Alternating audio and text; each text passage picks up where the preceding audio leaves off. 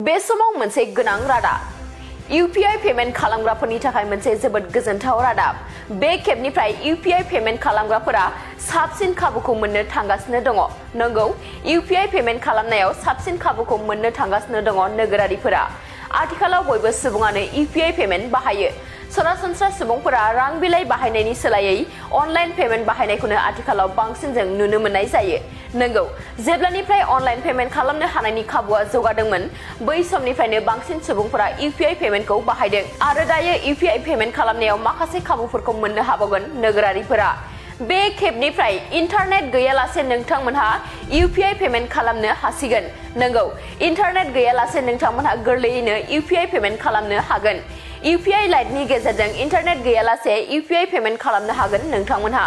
मख'नो गोनांदि डिजिटेल रां होनायखौ गोरलैसिन खालामनो थाखाय UPI लाइटखौ 2023 मायथाइयाव थिसननाय जादोंमोन UPI लाइटआव इन्टारनेट गैयालासेबो रां होनो हायो नंगौ नोंथांमोनहा इन्टारनेट गैयै जायगायाव थानानैबो अनलाइन पे खालामनायनि खाबुखौ मोननो हायो UPI लाइटनि गेजेरजों RBIआ सिगाङाव UPI लाइट वालेटनि सिमाखौ 1000 रां दोनदोंमोन दा बेखौ बांहोनानै 5000 रां खालामबाय नाथाय नोंथाङा खेबसेयाव 1000 रांल' पेमेन्ट खालामनो हागोन नंगौ UPI लाइटनि गेजेरजों नोंथाङा इन्टारनेट गैयै जायगायाव थानानै अनलाइन पेमेन्ट खालामनो हागोन जुदि नोंथांनि ओनसोलाव इन्टारनेट सिबिथायनि थासारिया जोबोद गाज्रिब्ला UPI लाइटखौ बाहायनो हागोन